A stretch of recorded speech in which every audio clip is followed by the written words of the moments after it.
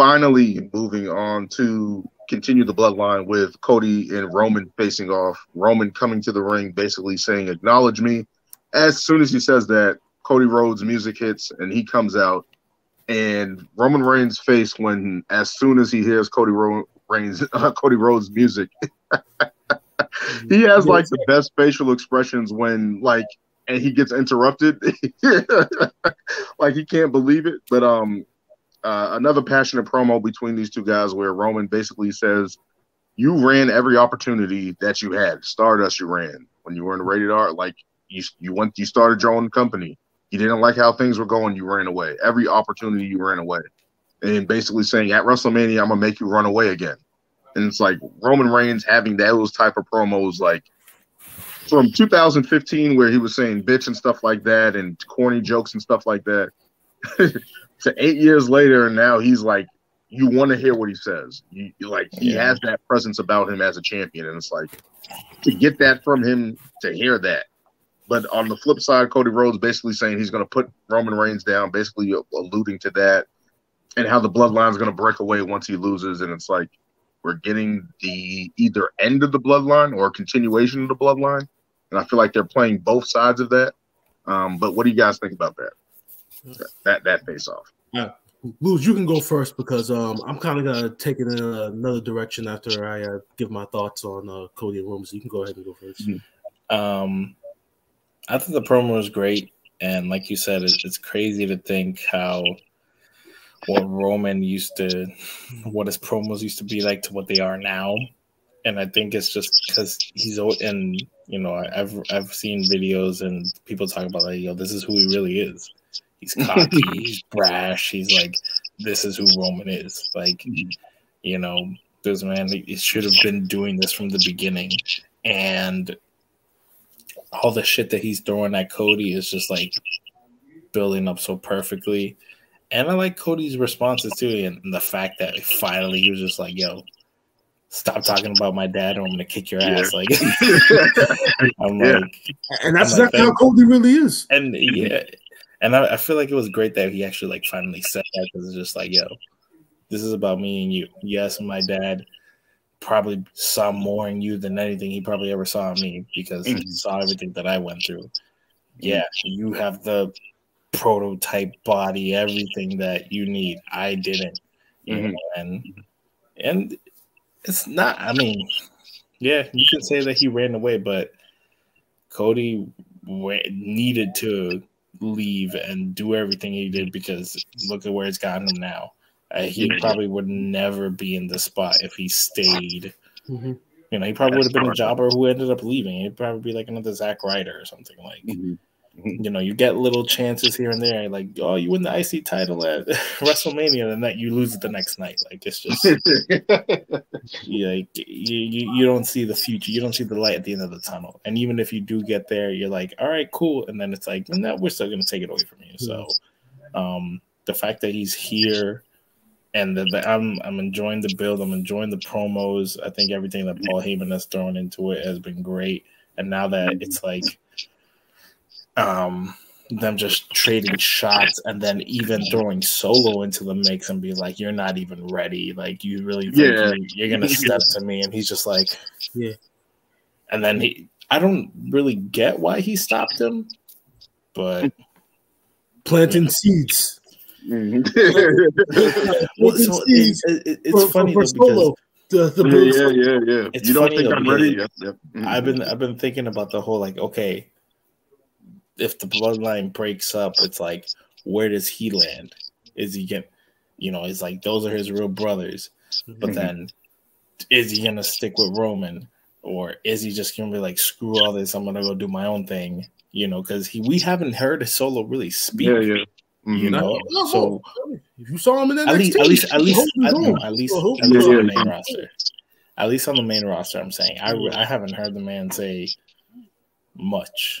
Like, this man hasn't said like what he's about, what he wants to do. So rapping is in their family. He could lead Hit Row. I'm telling you guys, man. Stop it. Hit Row needs a leader. Put him in that hole. He don't need no change. Come on, man. Don't do that to him. No. So, yeah. So, these promos are one of the reasons why that I was looking forward to this feud after Cody won the Rumble, because I could just know that anytime these two face off or get in the ring with each other, you're gonna get some great stuff, and they definitely didn't fail to deliver. And Roman, like you said, Daniel, like just the littlest details, like his facial expressions, the way he moves and just everything. Like Roman is firing on all cylinders right now, and and obviously Cody, he's a great promo. Anytime his dad is mentioned, you can still definitely see that it still gets to him to this day. Yeah, so and it was a great duel. Like you said, Paul Heyman's involvement has been terrific, and yeah, it's gonna be a great main event. But I kind of want to take this into like a different direction, because I saw some stuff online that kind of irked me, about this. So as Daniel mentioned, when Roman was speaking to Cody, trying to stick to the theme of the Cody runs away. He says you created a promotion, you created a company, couldn't get over in it, and then ran away. And then I see some of these damn AEW fans taking it personal, saying that Roman took a cheap shot against them. And this is what bothers me. And I know a lot of these AEW wrestlers watch WWE, so they were watching. I hope they watched and learned a lesson on how you can mention the competition without taking a cheap shot, as long as you keep it within the realm of your story. The story is based upon what Roman said. The central theme is that Cody runs away when the tough gets going, correct? And he used AEW as an example, staying within the realm of the story and keeping the focal point. Yes. Now, if Luce, you watch it, you've been watching AEW. 9 out of 10 times when WWE is mentioned, it's a cheap shot. And the wrestlers that haven't been there, they take their cheap shots. Their owner, he takes his fair share of cheap shots to the media, which probably encourages the rest of the roster to do it. And it just shows that, like, hey, you can mention the competition as long as you're within the realm of the story you're trying to tell, and it makes sense. And that's exactly what Roman did. And I don't know. I just thought it was something to bring up. What do you guys think? I think, I've heard and I've seen it. Yeah, like AEW too many times is taking shots at WWE. But I think it's also from a lot of these people at one point in time were in WWE, but weren't, maybe did dark matches or tried out or weren't picked. So I think it's that, like, well, it's a rejection here now. It's a rejection type thing. It's that, like, well, you guys have always been seen as like the be all, of making it as a wrestler. And now we've created this alternative that is booming and is also willing to work with other promotions as well. Impact, New Japan, something that WWE just doesn't do. Very rare occasions. Yet takes their stars. So I think I mean, I don't know. I take the taking of the shots as just like, it's just competition. It's a part of the business, right? It's a part of the business. Yeah. But I feel like people compare it to also too much to like the WCW, like all the real legit competition trying to take each other out. And look what happened. WWE won. That's not the situation now. I see it as competition. I don't know.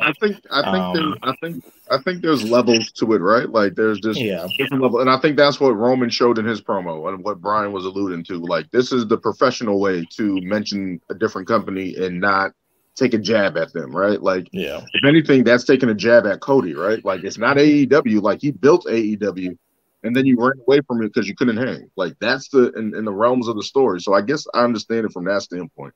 From the standpoint of kind of like the smaller company mentioning the bigger company, I'm not a fan of that because we've seen it in WCW. It didn't work. We've seen it in Impact. It didn't work. Like the early days of Impact with Road Dogg and K-Quick and all these other guys, they all mentioned Vince McMahon by name. Like they mentioned his name, they mentioned WWE, and it didn't work out for them. So to see AEW kind of throw jabs, and I guess it's a part of the business. It's like all you guys are in AEW because you guys weren't accepted by WWE. And so by taking cheap shots at a company that you wanted to be in and couldn't make it in, it doesn't really help your product in that way, in terms of always mentioning them, always taking cheap shots at them like that. So again, like what Brian was saying, if people are online saying, hey, WWE's taking cheap shots at us, like, no, not really. And if anything, they can. They can afford to do that. You can't mention anything about Cody without talking about AEW. Yes, no matter how, especially in this sport. All right, so Daniel, I wanted to ask you. So guys that like have actually been there, like Chris Jericho, Moxley, Daniel Bryan, Cesaro, some of these guys. When they take their jabs, do you feel like how can I say? Do you feel like as long as it's within this, as long as it makes sense within the story they're trying to tell, it's cool for them to do it? But for the ones that kind of that were rejected, like they shouldn't be taking a shot at all. Like, how do you feel about that? Like even though guys that were veterans in WWE, I don't feel like they should take cheap shots either, because it's like you were a part of that. You were a part of that conglomerate. It's kind of it's kind of weird because it's like based on the relationship. A lot of those guys outside of Jericho, right? Like you think of all those other guys that didn't make main event runs, like Daniel Bryan. Who are you? To me, it's just it doesn't make sense as the smaller company, as many veterans, because you want to kind of get away from that, right? Like AEW signs those people to bring more star power to the company, obviously, right? I wouldn't want them to keep talking about their past or taking cheap shots or I don't know. I just feel like it's a touchy type of thing, and it's like from both sides, like what you said, like the veterans basically taking their shots. It's like you guys are trying to build this new company up. You guys can't mention your old company, right? Like you guys, the outsiders coming into this smaller promotion, and you guys, unless it's a heel tactic. I can see. I feel like the heels use it the most, and most recently, well, no, not even most. Just when they're talking about oh look at all the shiny new toys coming into AEW, which are all former WWE guys, and again it's another thing where it's like it's hard to not mention that they're coming from the other place because that's where everybody knows them from. That's where they know Cesaro from, Daniel Bryan, Moxley. That's where they know these guys. A lot of the guys that held championships. Yep. And like we said, their only feud in their women's division is based around what we're talking about right now. Basically, yeah, exactly. Like that